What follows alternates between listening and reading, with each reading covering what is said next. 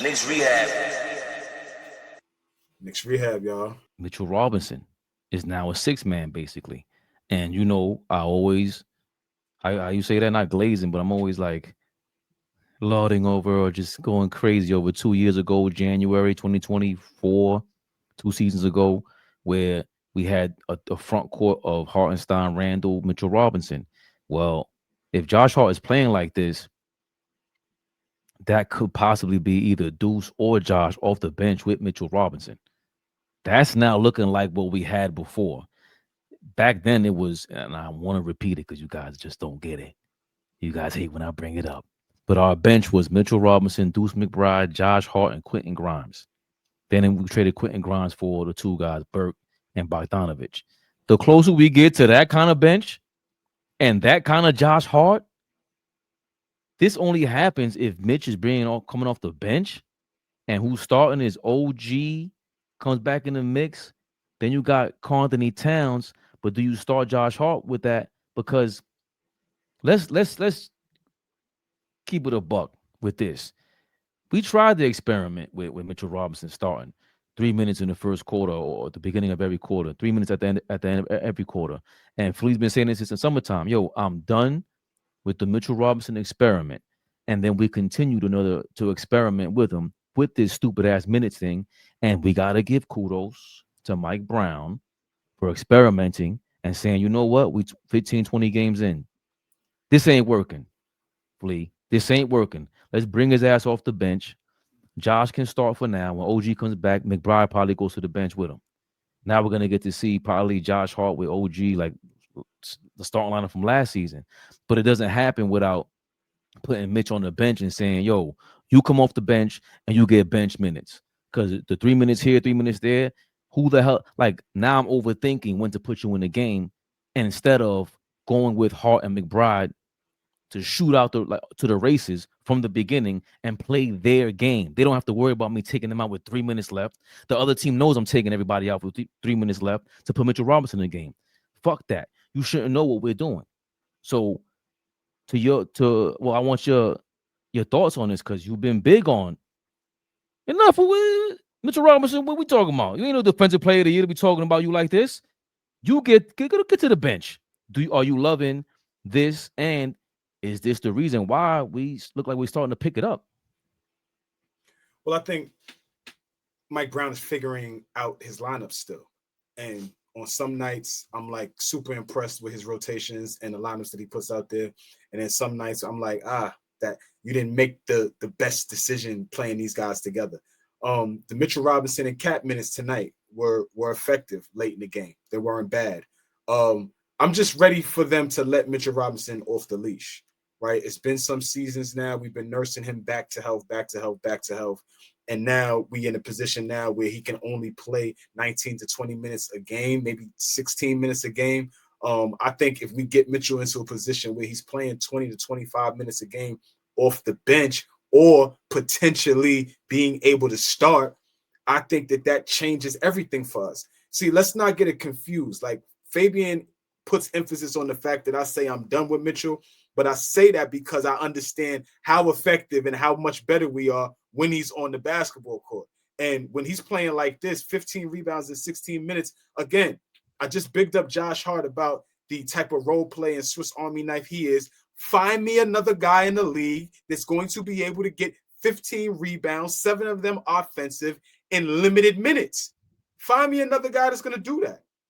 So it's a unique role that he's playing right now. I'm just ready for the role to advance and put us in a position now where, like, he's comfortable at rim protecting, right? Because you can't really get comfortable in rim protecting because he's worrying about staying on the basketball court in the limited minutes that he's playing. So now if he's just comfortable knowing that I'm going to just be out there and I'm going to get a lot of rope to play with, shit, I'm going to be out there trying to block every shot that's around the rim. I'm going to be contesting more shots. You see that, like, he's kind of, he takes his time on the defensive end because he doesn't want to pick up stupid fouls, which I get. I love that discipline about you. But once you get out there and you can play for 20, 25 minutes a game, if we turn around one night and Mitch almost played 30 minutes a night, I want to see what the line looks like. If we getting 15 rebounds in 16 minutes, Now we're looking at 3 or 4 blocks. Now we're looking at, some more contested shots. Now we're looking at a couple of lobs at the rim, right? Let's expand this thing a little bit. So I'm pleased with Mitchell. Don't get me wrong. I'm pleased with Mitchell. I'm ready for them to let him off the leash and really take us to another level, because I think there's another height that we can go to, especially on the defensive end when he's out there. And I don't know what unleash Mitch means in the regular season. I think we've seen this go on the last couple of years. I know that you hate the fact. Is it because you played ball that if you thinking about him as a teammate, like you're looking over there like, what's all this special treatment about? Why do we have to wait 10 months for you to go play in the playoffs? What have you proven for us to be a championship contender, for you to come through the rescue with a cape on? Like, is that a game in, game out thing for you? Because it's like, it don't even have nothing to do with me playing ball, Fabian. It has all to do with us just knowing that, nigga, let's set good habits now. Who's to say that when you get to the playoffs and now we up your minutes, that you're gonna be ready for that?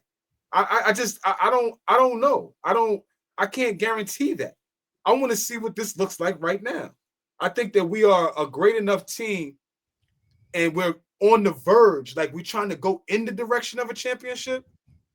Mitchell Robinson, be out there and play 20 to 25 minutes, and let's see what that looks like. Let's see what it looks like. I understand the caution, I guess. I mean, from a personal perspective, no, I don't understand the caution. If you're a basketball player, get your ass out there and play. That's what I mean. But that's what I mean by ball. Like, all right, I played ball. I was hurt. If I was injured or hurt, if I could put the jersey on, I could put I could suit up. That's what I mean by like this comes from a place where it's like, I don't care what you got to say, Mitchell Robinson. If you playing, why can't you put 25 minutes in? Right. Yeah, right. Get out there and play, bro. If you're available, get out there and play, bro. I can't like, no, minutes restriction. We be looking at this thing like, why? Can he play or can he not play? But again, we're talking about a professional level. We're talking about,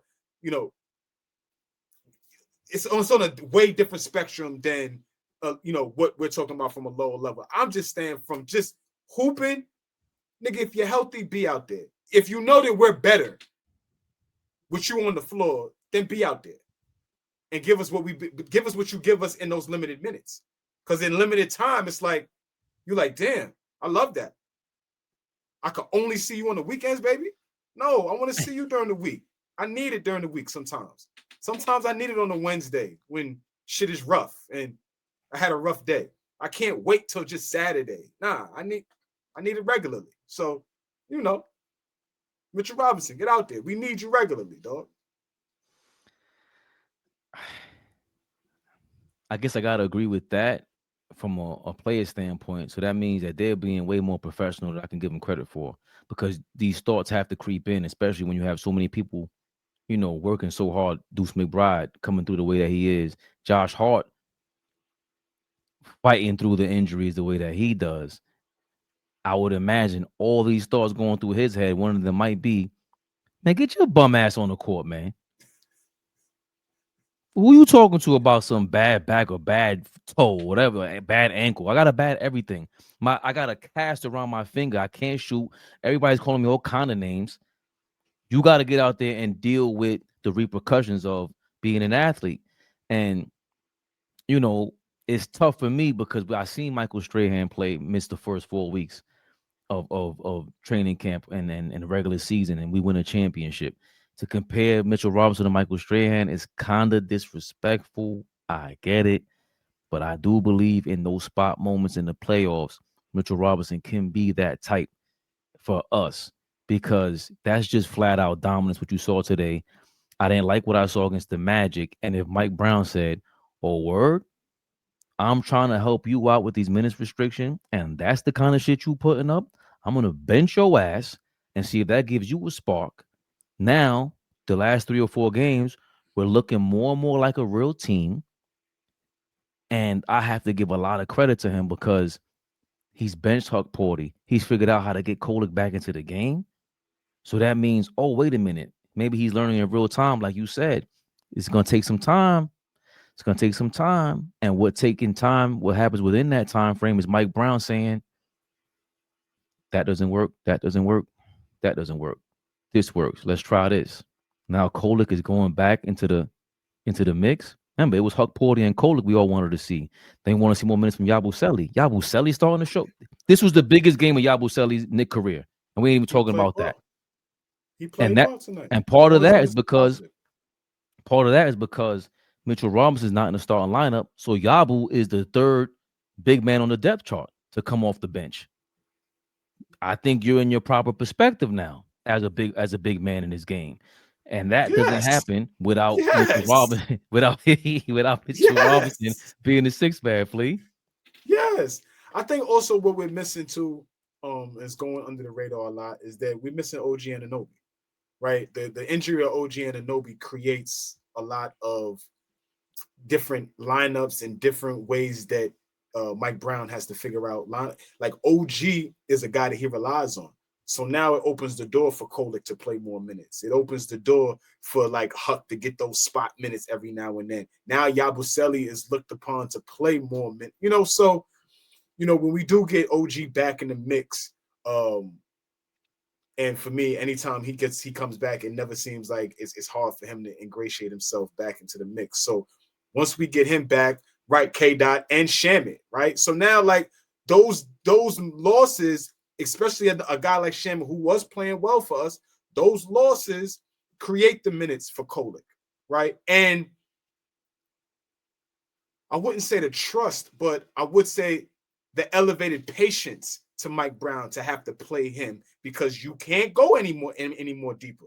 So now you got Kolek in a position now where you watch him and he's out there throwing go-ahead passes, and he's out there mixing it up in the lane, and he's out there playing with a little more confidence because he knows off the first mistake, he doesn't have to look to the sidelines and Mike Brown is going to pull him. He gets to play a little more. So it's all a trickle-down effect, but all of these are good things for the Knicks. We're getting good minutes from everybody right now. I'm not really disappointed with anybody right now. Do I want Cat to continue to be aggressive? Yes, but we're not going to come here every night and kick Cat's back in. When we on a 4-game winning streak, and every night it seems to be somebody different. So if he needs to continue to play into shape and play into who he is, and certain nights he ain't going to have it, but he's going to affect the game in other ways, then we got to roll with that. We ain't moving nobody right now. We winning games. So I'll take it. Great point about Karl-Anthony Towns, because we know when we signed him, he wasn't a great defender. They tried everything possible. You had Tom Thibodeau working with him. The best seasons for Karl-Anthony Towns has been under Tom Thibodeau, but it is up to Mike Brown and everybody else on this team to come up with schemes like Benjamin Mitchell Robinson, see what Karl-Anthony Towns can do with a guy like Mitchell Robinson not clogging the bench or clogging the paint to start the season off, and the rest of the players to play off of Karl-Anthony Towns and play off of his flaws, which would be defense. And I got Deuce McBride starting. And, of course, I don't think you can do that without keeping your eyes on the prize, baby Bubba. This episode is brought to you by Prize Picks. You and I make decisions every day, but on Prize Picks, being right can get you paid. Don't miss any of the excitement this season on Prize Picks, where it's good to be right. If you had Brunson for more than 20 points tonight, go grab a tissue. It wasn't your night tonight. If you had Brandon Ingram for less than 20 points, congrats to you. You knew that was the right decision against these Knicks, picking up steam. Prize Picks is simple to play. Just pick more or less on 2 to 6 player stat projections. If you get your picks right, you can cash in. Join millions of users and sign up for America's #1 fantasy sports app. Download the app today and use code CLNS to get $50 in lineups after you play your first $5 lineup. That's code CLNS to get $50 in lineups after you play your first $5 lineup. Prize Picks. It's good to be right. Y'all know what this was.